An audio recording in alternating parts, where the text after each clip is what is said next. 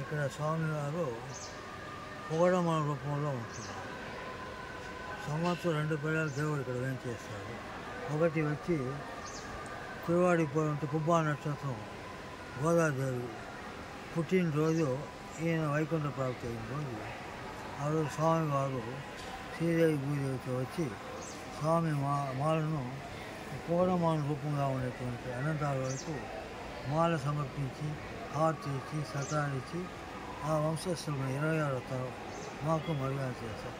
ఇంకోటి బ్రహ్మోత్సవం మరుసటి రోజు చక్రస్థానం మరుసటి రోజు వెంకటేశ్వర స్వామి అప్రదర్శంగా వస్తారు. ఎందుకంటే ఈయన తవ్వుతూ ఉండేటప్పుడు ఆయన అడ్డంగా వేసినారని గడపాటుతో కొట్టేటప్పుడు పరిగెత్తుకుని పోయి పట్టుకోవాలని పోతే అప్రదర్శంగా వెళ్ళిపోయి దేవాలయం వెళ్ళిపోతారు.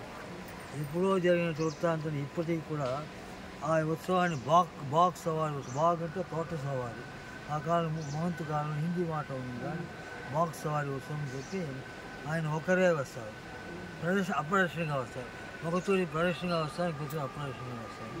900 సంవత్సరాలు స్వామి పాదాలు తాకినటువంటి స్థితి. ఆయన ఆత్మ ఆ పొగడమాల రూపంలో ఇక్కడ ఉంది. చాలామందికి బిడ్డలు లేకపోతే బిడ్డలు జరుగుతుంది, పెళ్లి జరిగితే పెళ్లి జరుగుతూ ఉంది, కష్టాలు ఉంటే అమాయగా చాలామంది వాళ్ళ అనుభవంతో మాకు చెప్పిన విశేషాలు ఇదన్నమాట. అనంతాల వారు కూడా ఆదిశేష అవతారం, రామానుజాచార్య కూడా ఆదిశేష అవతారం, ఇద్దరు ఆదిశేషాలు. ఆయన అనండి ఇక్కడ ఆయన పుట్టిన స్థలం వచ్చి మైసూరు ప్రాంతం, సిరుబుత్తూరు ఒకటి ప్రాంతం. ఆ కాలంలో ఇప్పుడు దానికి తెలంగాణ ఊరు ఉంటారు. సిరుబుత్తూరుని శ్రీరంగపట్నం దగ్గర నుంచి ఉందన్నమాట. ఇప్పుడు దానికి లేటెస్ట్ పేరు వచ్చి తెలంగాణ ఊరు. అక్కడ ఆయన వివాహం చేసుకొని మేల్కోట, తిరునారాయణపురం మేల్కోట ఉంది, అక్కడ స్వామివారి దర్శనం చేసుకొని రామానుజాచార్య శిష్యులుగా రావాలంటే వస్తూ ఉంటారు. ఈయన వచ్చే టైంలో రామానుజాచార్య కాలంలో భక్తులు గుడికి పోయేది, పూజలు పురస్కారాలు అయితే అప్పుడు అన్య మత పుట్టగొడుగులాగా బౌద్ధ మతం, జైన మతం, ముస్లింలు ఉండేటప్పుడు అప్పుడు ఈ రీతిలో ఉంటే దేశమే అల్లకొల్లని వచ్చేసి ఒక 25,000 శిష్యులు తయారు చేసి ఇల్లు ఉంటే ఎట్లా ఉండాలా, గుడి ఉంటే ఎట్లా ఉండాలి, సంస్కారం ఎట్లా ఉండాలని చెప్తూ ఒక 25,000 శిష్యులు తయారు చేశారు. ఇక్కడ ఉండేటప్పుడు వెంకటేశ్వర స్వామి ఇక్కడ అవతారం ఎత్తి దట్టమైన అడవిగా ఉంటే ఎవరు రాకపోతే ఆయనకు పూజ లేదు, పురస్కారం లేకపోతే రామానుజాచార్య కళలో కనబడి నేను అవతారం ఎత్తినాను, దేనికి ఎత్తినాను నాకే తెలియదు, నాకు వాళ్ళకి ఏది జరగడం లేదు, నీ దగ్గర అంతమంది శిష్యులు ఉన్నారు కదా, ఒకరు వచ్చి నాకు పంపిస్తే వాళ్ళకి పూజా పురస్కారం జరుగుతుంది, నాకుంటూ ఒక తోట ఉద్యానవనం నాకు నేను పుష్ప అలంకారం పోయాడు, అది కాకుండా కొండకు పుష్ప మండపం పోయాడు, కాబట్టి దాన్ని తీసేసి ఒక బాధ్యత నీది చెప్పేటప్పుడు ఆయన అట్లా ఏడ్చుకుంటూ ఒక కలియుగ దైవానికి తిండి తీర్థం పూజ లేదని రాత్రంతా ఆయన నిద్రనే పట్ల. మళ్ళీ ఎవరు పోతారు అడవిలో దట్టమైన పులులు సింహాలు ఉండేవి, ఎవరు పోతారు అది ఒక సందేహం. ఇట్లా ఉండేటప్పుడు కలవాలి చూస్తే ఈ ముఖం దుఃఖంతో ఉండే లోపల శిష్యులకి ఏమైంది, నిన్న బాగున్నారు, ఈరోజు ఏమైందంటే బాగా గుర్తుపెట్టారు, నాకు ఒక పెద్ద సమస్య ఏర్పడింది, కొండపైన వెంకటేశ్వర స్వామి అవతారం ఇచ్చినారు, మనకు వేలకు పూజా పురస్కారం జరిగింది, మీలో ఎవరైనా ఒకరు పోగలరా అనేటప్పుడు అందరూ తల వచ్చుకుంది, కొండను పోయిన వాళ్ళు తిరిగి రాలి భయంతో అట్లా అనేటప్పుడు ఆ టైంలో అనంతాలు వస్తూ ఉంటాయి. వచ్చి అందరూ తల వచ్చుకున్నారు. ఆయన ఏమో అడిగినారు, ఏం చదివించారు, ఏం చూసాను ఇస్తే కొండకు పోవాలా, దేవుడికి పుస్తకం చెబితే ఎవరు పోవాలంటే నేను అప్పుడే పులకలు తీయించారు. రామానుజాచార్య కాలు గట్టిగా పట్టుకొని ఆయన బాష్ప అట్లా కాళ్ళు పట్టుకొని ఎందుకు ఏడుస్తున్నామంటే ఇంతమంది శిష్యులు కూడా ఎవరు పోకపోతే నేను పోతాను, భార్య అప్పుడే గర్భవతి, నేనే పోతాను లోపల మిమ్మల్ని వదిలిపోవడం నాకు ఇష్టం లేదు, మీ యొక్క భారాన్ని తీర్చేవాళ్ళు ఎవరు లేదు, కాబట్టి కొండకు మేము భార్యాభర్తలతో వెంకటేశ్వర స్వామికి సేవ చేస్తున్నప్పుడు అమితమైన సంతోషం గట్టిగా కౌలించుకొని మగధీరుడు అంటే నీవేనా అన్నట్లుగా చేసేటప్పుడు అంతలోపల ఇంకా భయం వచ్చేసి నేను ఇంకా కొండకు పోలేదు, ఈ ముందుగా పద్మశ్రీ టైటిల్ తీసుకునేసా దీనివల్ల అవుతుందా కాదన్నప్పుడు బయలుదేరి అవుతుంది, నేను ఉన్నాను కదా నా ఆశీస్సులు ఉంటుందని చెప్పి సరే బియ్యము అది తీసుకొని కొండకు బయలుదేరి వచ్చి కొండకు ఇక్కడ వచ్చేటప్పుడు రాత్రి మొదలు ఒకటి కానీ దట్టమైన అడవి భయంగా ఉంది. అక్కడ పోతే జింకలు ఇకపోతే ఎలుగుకుంటూ అటు ఇగిపోయారు. అట్లా చెప్పేటప్పుడు పాము బాగా అట్లా వెళ్ళిపోయి ఏమండి పాము పోతుంది తేలిపోతుంది, మన ప్రాణ త్యాగం చేసి ఇక్కడ వచ్చాము, దేవుడి కైంకర్యం చేస్తాడు, ఆయన కాపాడుతాడు, మన గురువు గారు కాపాడుతాడు. ఇదే కదా పాము ఉంటాడు తేలుంటాడు తింటాడు. మొదటి రోజే భయపడదు, నిరంతరం మనం ఇక్కడే ఉండాలా, ఒక తోట పెంచాలా, ఇది చేయాలి, ఎన్నో పనులు ఉన్నాయంటే ఒక 8 నెలలు ఈయన వల్ల ఏ పని చేయలేకపోతాడు. ఒకరోజు జ్వరం రావడం, లేకపోతే ఆమెకు జ్వరం రావడం, వాతావరణం రావడం, వాన పడడం, మంచు పడడం, 8 నెలలు అయితే మాయ ఏదో జరుగుతూ ఉంది, నాకు ఏదో పరీక్ష పెట్టినట్టు ఉంది అని చెప్పి అంతలోపు ఆమె నిండి గర్భవతి లోపల బయలుదేరి ఇంకా మన వల్ల అయ్యేటట్టు కనబడలే, నీకు ప్రసవానికి ఇక్కడ ఎవరు లేదు, మూట కట్టాయి, నీ ప్రసవం అయిన తర్వాత తిరిగి వస్తాము, ఒకవేళ పరిస్థితి బాగుంటే వస్తామని ఆమెకు చెప్పేటప్పుడు వెంకటేశ్వర స్వామి వినేసి సంభాషణ, వీడు పోతే మనకి చేసేవాళ్ళు లేరు అని నేను పంపించుకొని రాత్రి శక్తిని ఆయన ప్రయాణం చేసేటప్పుడు అక్కడ నేను ప్రయాణం భార్యకి ఈయనకి ఏం చేయింది ఆమెకు తెలియదు.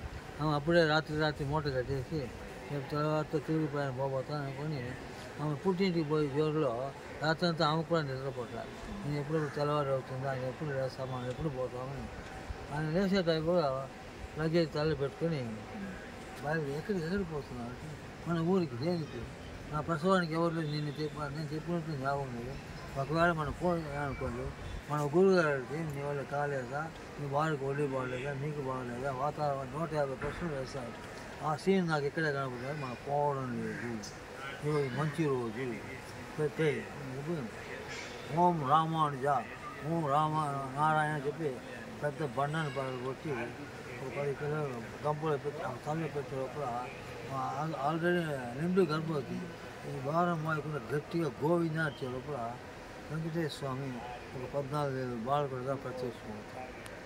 నేను ఎదురు చేశాను, అదే సంతోషం చేస్తే ఈయన స్వరూపం ఆయనకు తెలియదు కదా ఎవరు వచ్చినాడని.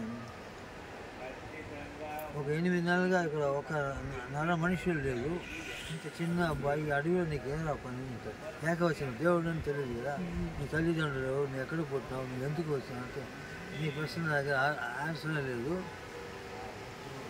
మిమ్మల్ని చూసినాక నాకు ఒక సంతోషం వచ్చింది, నాకు కూడా ఒక కొంతమంది ఉన్నట్లు. తమ్ముళ్ళు ఎవరు అంటే నేను పుట్టింది మైసూరు దగ్గర, మా తల్లి కేశవాచార్య విద్యాభ్యాసం చేసుకుని రామానుజాచార్యకి ఎవరు పుష్పకైంచిన లేదంటే ఆయన మాట ఇచ్చి భార్యాభర్తలు మేము ఇద్దరు చేస్తామని చెప్పి అని ఈయనకి చెప్తుంటే ఆయన అవుతారు రప్పించిందే నేను, నువ్వు నాకే చెప్తావు అని నాకు వేరే పని లేదు, నేను నాకు తల్లిదండ్రులాగా. ఒక అమ్మ వచ్చి నిండు గర్భవతిగా ఉండి ఈ భారాన్ని మోసి దేవుడికి సేవ చేయాల్సింది భారం, ఆమె దేవ పరిస్థితి బాగలేదు, మట్టో బండం ఏది అయితే ఆమె చేసే పని నేను చేస్తాను, ఆమెను అక్కడ కూర్చోబెట్టుంటే మేము గురువుగారికి ఇచ్చిన మాట అయితే ప్రాణం పోతే మేమే చేస్తాం, మూడో వారికి లేదని కూడా అక్కడ మాట ఇచ్చాను. మళ్ళీ ఆయన సొంతం ఎంత త్యాగం, ఎంత గురువు భక్తి, ఎంత లోపల నీ చిన్న అబ్బాయి నీకు గురువు భక్తి ఏం తెలియదు, నువ్వు అక్కడే కూర్చొని మేమేం చేస్తుంటో చూస్తూ ఉంది, నేను గమనం ఉంటాను, ఇక్కడ రావడం అక్కడ రావడం ఇక్కడ అక్కడ కోపం వచ్చి అట్లా అక్కడి నుంచి మాయమైపోయి ఆమె మట్టి వచ్చి అక్కడ పోయి పచ్చేసింది. అమ్మ భర్త రాతిగుండ మనిషిలా ఉన్నాడు, భర్త మా దైవ సమానం, పెద్దవాళ్ళంతా సూచించుకోండి, చిన్న అబ్బాయి అక్కడేమో తరిమి కొడుతున్నాడు, ఇక్కడేమో హితబోధ చేస్తూ ఉంది, మనం వచ్చి వీళ్ళకి సహాయం చేయాలి, చేయకుండా పోయేది అని చెప్పి లోపల శక్తిని ఆమె పైన ప్రయాణం చేసే లోపల మనకు దేహంపై నొప్పి కనుక చక్కని కొండంత మట్టి చేరిపోయే లోపల అంత లోపల ఈయనకు చెమట పడుతూ ఉంది, గంపులంతా ఖాళీ అవుతూ ఉంది, వేగంగా మొదటి ఒక నిండు గర్భవతి కించిపోయేదానికి అరగంట అవుతుంది, అంతే వేగంగా పోయేదానికి కారణం చెప్పి బాడీ కదా, నేను మట్టి మోస్తున్నావా తక్కువ మోస్తున్నావు అంటే స్వామి నేను మట్టి మోయడం ఏం లేదు, అబ్బాయి నీ పక్కనే ఉన్నాడు, నీ కనబడకుండా ఉన్నాడు, ఇచ్చేవంతే పెరిగే వెళ్తా ఆయనే మోస్తా నీకు కనబడేది నేను పోయినట్టు ఇక్కడే ఉన్నానంట నువ్వు అక్కడ ఉన్నానంట గడ్డబాలు తీసుకుని ఇంకేలోపు అది ఎక్కడ తెలియదో లేదు మీరు ఉంటే కొడతాను గడ్డబాలకి పరిగెత్తారు దీనికి ఒక కోపం గురువు గారు చెప్పిన మాటను వమ్మ చేశాను చెప్పి పట్టుకోవాలని పోతే దేవుని పట్టాలని చెప్తున్నా దేవాలయంలో వెళ్ళి తలుపు మూసుకుని నేను బయట కూర్చొని ఓం నమో నారాయణ రామాన్ని ఇంకా గుడి పూజలు ఇచ్చి మేము ఆడవాడికి కూర్చున్నామంటే లేకుండా స్వామికి నేను ఫోన్ చదువుతుంటే ఒక అబ్బాయి వచ్చి నాన్న ఆటంకాలు చేసినాడు మా గురువు గారు ఇచ్చిన మాట వమ్మ చేసినాడు పంపుగా గడబారుతో కొట్టినాను గడబారు కూడా తెచ్చేసినాడు పట్టుకొని పోవాలని తలుపు మూసేసినాడు అబ్బాయి లోపల ఉన్నాడు నేను పూజారి కదా పూజకి వెళ్ళాను తలుపు ఊరికే తట్టలేదు తక్కువ తెచ్చారు ఇద్దరు పోయి చూస్తే అబ్బాయి కనపడేది విగ్రహంలో ఐక్యమైపోయి ఇక్కడి నుంచి నెత్తులు కాదు ఇక్కడ కొట్టిన దెబ్బకు అక్కడ నెత్తులు వస్తామంటే చిన్న అబ్బాయి దేవుడు ఏమి నేనే వచ్చాను నన్ను నిజస్వరూపంతో నన్ను కొట్టి ఉండేవారు కాదు నీ ఆచార్య భక్తి నీ గురువు భక్తి భార్యాభర్త నిండు గర్భవతితో నాకు చేసినప్పుడు ఎట్లయినా సహాయం చేయాలని వస్తే నన్ను అన్యాయం కొట్టేసావయ్యా రక్తం కుళాయిలా పోతున్నప్పుడు నీవు రక్తం నీవే కొట్టినావు దానికి ఏదైనా విరుగుడు నీవే చెప్పు నాకేం తెలియదు స్వామి నీవే చెప్పాలంటే నా ముఖం నల్లగా ఉంది చీకటితో నన్ను ఎవరు గుర్తుపెట్టలేదు పచ్చకర్పం పెట్టి చూడ అన్నం చెప్పి పచ్చకర్పం అట్లా పెట్టేలో కూడా స్వామి ఈశ్వరబుద్ధి అన్యాయంగా గాయపడుతూ అంటే అది నాకు అందంగా ఉంది ఒక మచ్చలా ఉంది అంటే అనే లోపల ఇప్పుడు దాని చరిత్ర ఆరము ఇక్కడ తెల్లగా ఉండేది పచ్చగలుగుతాం ఇక్కడ ఎందుకు పెట్టినారు దాని వెనకాల గాయం ఆ గాయానికి పరిచయం వాడేవాడు అనంతరావు ఆయన ఎక్కడ పుట్టినాడు ఆయన గురువు గారు ఆయన ఎందుకు వచ్చా నేను ఎందుకు చోట ఆయన ఎందుకు వచ్చా అంత చరిత్ర ఉంది ఏ దేవాలను ఎక్కడ చూసా కూడా ఇది చూసేటప్పుడు నీ చరిత్ర జరగదు నీ వల్ల నా చరిత్ర గట్టిగా అది ఫస్ట్ దేవుడు ఇంకా కైంకర్యం స్టార్ట్ చేయాలి ఇట్లా ఉండేటప్పుడు పెట్టుకున్నాడు వెంకటేశ్వర స్వామి గడ్డబారు పెట్టినాడు మళ్ళీ పరిగెత్తాడు పచ్చగలిపి పెట్టి రక్తాన్ని వేసాడు దీన్ని కావాలంటే అట్లా తీసుకుంది సార్ ఆ తర్వాత దేవుడికి ఇష్టమైన పూలంతా ఇక్కడ పెంచాను మల్లెపూలు అని చామంతి అని ఎన్ని సువాసనమైన పూలంతా తెచ్చారు కూడా 14 ఎకరాలు 1000 సంవత్సరాల ముందు ఈ యొక్క గుబాళింపు వెంకటేశ్వర స్వామి అమ్మవారికి తట్టుకోలేదు కొండంతా ఇంత బాగా ఉంది మనం తోటకు పోయి రాత్రులు ఆడుకుంటామని చెప్పి రాజు రాణి వర్షంతో రావడం వచ్చినాక బాగా నీకు ఈరోజు ఏ పూలు నాకు మల్లెపూలు తల పెట్టడం మళ్ళీ తోటంతా పాటు చేసి వెళ్ళిపోవడం తలవాళ్ళు చూస్తే ఒక మల్లెపూలు ఉండదు అడుగు జాడలు మాత్రం కనబడుతుంది కొండలో మనకు కూడా తెలియనట్లు ఉన్నట్టుంది అని ఇంత కష్టపడి ఎక్కడి నుంచి వచ్చి ఇంత కష్టపడి చేస్తే వాడు కరోనా కూడా లేకుండా వీటిని పాడు చేసినాడు అని ఒక విధంగా విచారంతో ఉంటాడు వాళ్ళు పని పెట్టుకొని 15 రోజులు తోట పాటు చేసుకుంటా వస్తారు ఒకరోజు కూడా పట్టుకోలేకపోతారు కరోనా రోజు దేవుడికి పూలు ఎత్తుకుని పోవాలని ట్రై చేస్తే ఒక పూలు ఎత్తుకొని అమితమైన కోపం వచ్చి ఈరోజు వీళ్ళు ఎట్లయినా పట్టాలని ఒక చెట్టు కింద దాయి ఉంటారు ఈయనకంటే పెద్ద దొంగ ఆయన గ్యారంటీగా ఏదైనా పడతా ఆయన కొంతసేపు ఆడుకొని మనం నిజస్వరూపం తెచ్చుకుంటామని చెప్పి కూడా వచ్చేటప్పుడు 2 వెలుతురు వచ్చినప్పుడు పట్టదు అక్కడ మళ్ళీ ఇట్లా నేను చెమట వచ్చినప్పుడు ఆడుకొని వాళ్ళు సరెండర్ అయిపోతారు ఎప్పుడు సరెండర్ అయితే ఇద్దరు వేసి కట్టేస్తారు కట్టేసిన లోపల కర్రతో కొట్టేదానికి పోయే లోపల ఆయన ఇసుక ఇంతకుముందు గడ్డంతో కొట్టిందే ఇంకా మాయలే కర్ర చూస్తే ఎముకలు పోయేటట్టు అని చెప్పి వెంకటేశ్వర పరిగెత్తిపోతారు బాగా వదిలేసి ఆ క్షణంలో ఏం చేయాలని తెలియకుండా అంత లోపల ఆ వెంకటేశ్వర అర్చకుడికి రాత్రులు కనబడి తెల్లవారితో దేవాలయం తెచ్చేటప్పుడు అమ్మవారు అమ్మవారికి అట్టేశ్వరం ఖాళీగా ఉంటుంది ఆమె లేకుండా నేను పూజా పునస్కారం చేసేదానికి లేదు తెల్లవారితో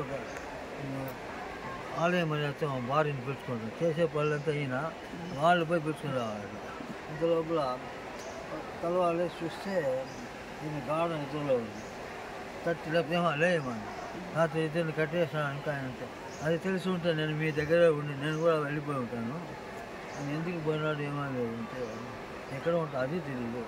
ఆయన ఎవరు భర్త, ఆయన కాపురం చేస్తున్నా భర్త పేరు తెలుసు మీ అడగకూడదు, నేను చెప్పకూడదు.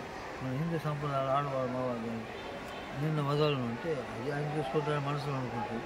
అంతలోపు నీవు ఎవరు అంటే మీ కూతురండి, నేనేమి కన్నానంటే కన్నాను అనుకోండి. సీతాదేవి తులసివాణి దొరికితే జనక మహారాజు పెంచినాడు, ఆయన తండ్రి అయినాడు. గోదాదేవి తులసివాణిలో దొరికితే పెరియాళ్ళు పెంచారు, ఆయన తండ్రి అయినాడు. నేను మీ తోటలో దొరికినాను, మీ తండ్రి నేను కూతురు. తండ్రి ఉంటావు, కూతురు ఉంటావు, భర్త పేరు చెప్పడం అది సంభాషణ జరిగారు. గుడి నుంచి వాళ్ళు వచ్చి స్వామి అమ్మవారు లేకుండా పూజా పునస్కారం చేసి దయచేసి అవి అపదానం అని చెప్పి నేను పెద్ద గంపలు పెట్టుకొని ఆమె ఎత్తుకునేటప్పుడు ఆమె చిన్న వేసుకు తండ్రికి భారం ఇవ్వకూడదు, ఈయన ఎత్తుకుని కన్యాదానం చేస్తారు. నేను వచ్చేస్తున్నప్పుడు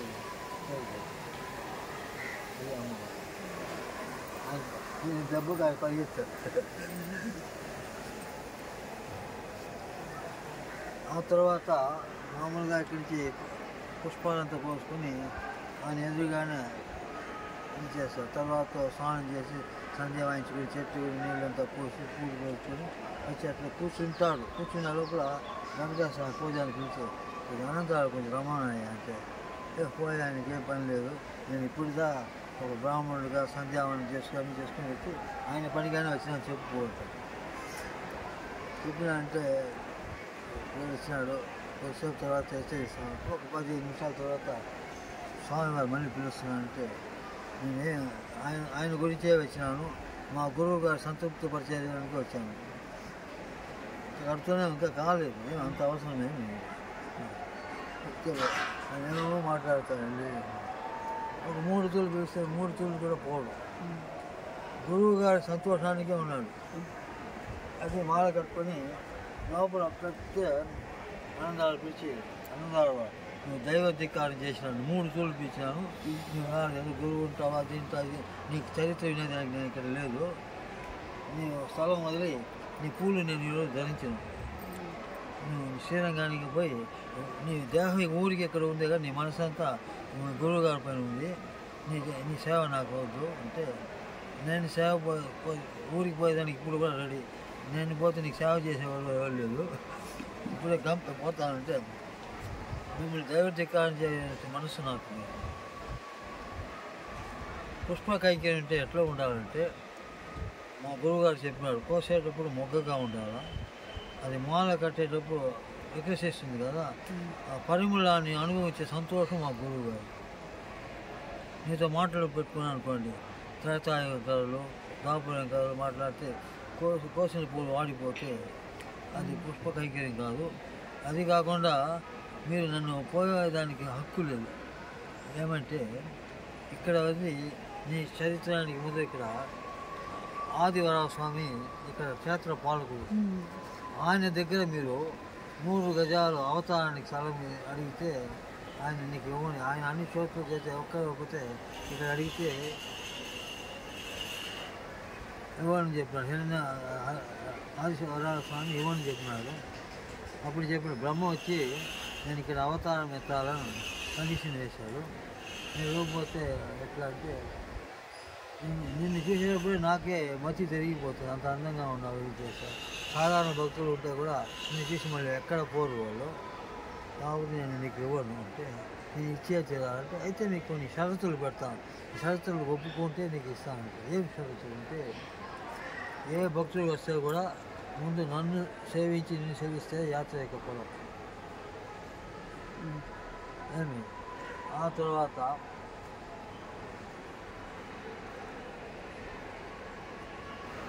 స్వామి స్థలము ఆయన ఒప్పుకున్న తర్వాత ఈ స్థలం నేను అవతారం ఇచ్చినాను.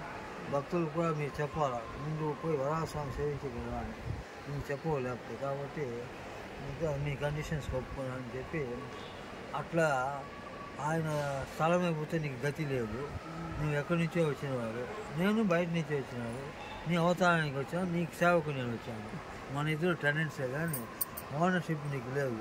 వరాహస్వామి పోమంటే పోతాను, మా గురువు గారు రమ్మంటే వస్తాను, ఇదేం ఎట్లా మాట్లాడతాను చెప్పి మామూలు అయితే ఆయన వేసుకుంటాను.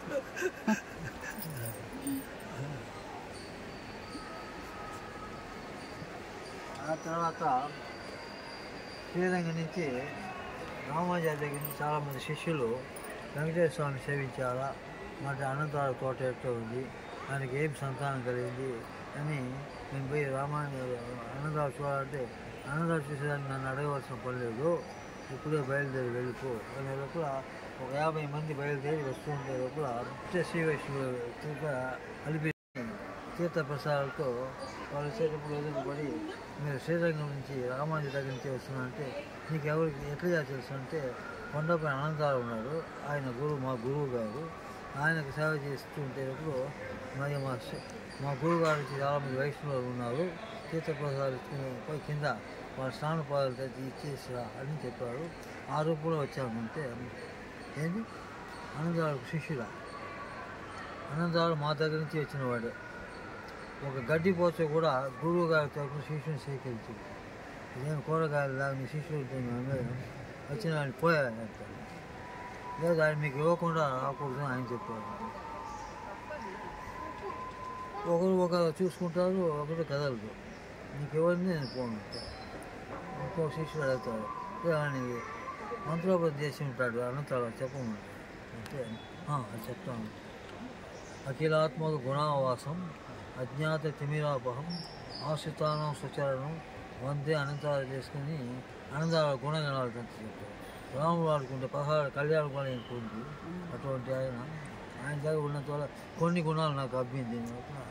ఎంత అద్భుతంగా చెప్పినారు, ఒక సెకండ్ చెప్పినారు.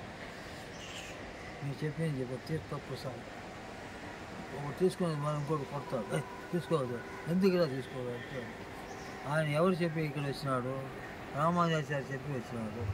రామానుజాచార్య అయితే ఈయన గతేళ్ళు అనంతరాలకి, ఆయన గురించి కూడా చెప్పండి. ఒకడు ఉంటాడు, ఒకడు వద్దుంటాడు, అది కూడా చెప్తారు. శ్రీమద్ రామానుజాచార్య శ్రీ పాదాంబోరద్వయం సద్ఉత్తమాంగ సంధార్యం అనంతార్యం అని చెప్పి అనంతరాల దేహం ఊరికి ఇక్కడ ఉంటే కూడా ఆయన పాదచరణాల దగ్గరే ఉంటుంది. ఆ రీతిలో నాకు కూడా 2 గురువులు, అనంతరాల గురువు ఆయన గురువు నా గురువు. కొన్ని లోపల ప్రసాదం తీసుకుంటారు, నడిచి చేసుకుంటూ ఈ మంత్రాలు చెప్పుకుంటూ వస్తాడు. అంతలోపల అనంతరాలు అదే ప్రసాదం తీర్థము మోకాల మీద దగ్గర వెయిట్ చేసుకుంటూ రిసీవ్ చేస్తాడు. అఖిలాత్మ ఏంటంటే నేను ఒక శిష్యుని పంపించినాను కదా, శిష్యుడా నాక నేను ఎక్కడ ఉన్నా దట్టమైన అడవిలో ఉన్నా, నాకు శిష్యులు అంటే పాము తేళ్ళు పురుగు సుమారు నర మనుషులు ఎవరు లేదు, ఏదో మాయలు పడినట్టుంది. ఆ స్వామిని సేవించుకుంటూ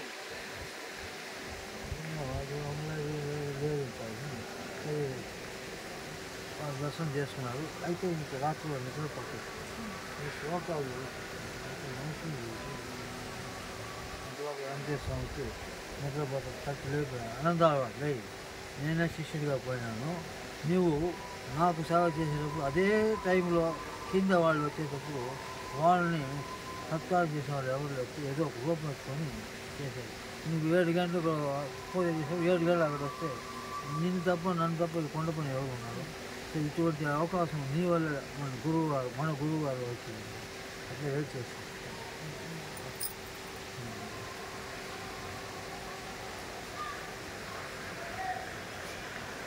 నిన్న తిరుమల నంబి మేనమామ 1 సంవత్సరం తిరుమల నంబి రామాయణం అంత బాగా చెప్తారు. చెప్పిన విధంగా ఇంకో మార్చి చెప్తుంటారు. అంత అద్భుతంగా చెప్పారు. కాబట్టి 1 సంవత్సరం కాలం శ్రీరంగం నుంచి వచ్చి మేనమామ దగ్గర రామాయణ రహస్యం తెలుసుకొని 18 తూర్లు రామాయణ రహస్యం చెప్పారు. దిగి కింద పోయి అక్కడ చెప్పడం మళ్ళీ రావాలి. అనంతరాల కాలంలో ఆయన కూడా ఉన్నాడు, కొంత వయసు ఇచ్చి ఆ కైంకర్యం చేయలేకపోతుంది. దానికి సాయంగా నేను అనుకుంటాను. 1 సంవత్సర కాలం రామాయణ రహస్యం అయిన తర్వాత ఈ కొండకు కింద ఎక్కలే, ఈయన రమ్మన్నాడు అనంతరాలు కింద రామయ్య. నేను 1 సంవత్సరం మీ బంధువు మీ మానమేమ అదంతా రామాయణ రహస్యం అంతా అయిపోయింది. నన్ను ఎందుకు పిలిచావంటే ఇది కొండ వచ్చి సాలిగ్రామ కొండ, పుష్పమంటపం ఎన్నో ఉన్నాయి, దేవతలు ఋషులంతా యాగాలు చేసి పవిత్రమైనకుండా నా కాలు మోపి అపచారం చేసేదానికి ఇష్టం లేదు. కాబట్టి ఇక్కడి నాకు ఆత్మదర్శనం జరుగుతుంది. నేను ఈరోజు నాకు రహస్యం జరిగింది, మనం పోతారండి. నేను నన్నే పరిస్థితి మీరు కాలు పెట్టవలసిన పడలేదు, మోకాలతో ఉంటుంది. జనపాలన ఏమి లేకుండా మోకాలతో వచ్చి దర్శనం చేసి మోకాలతో దిగింది.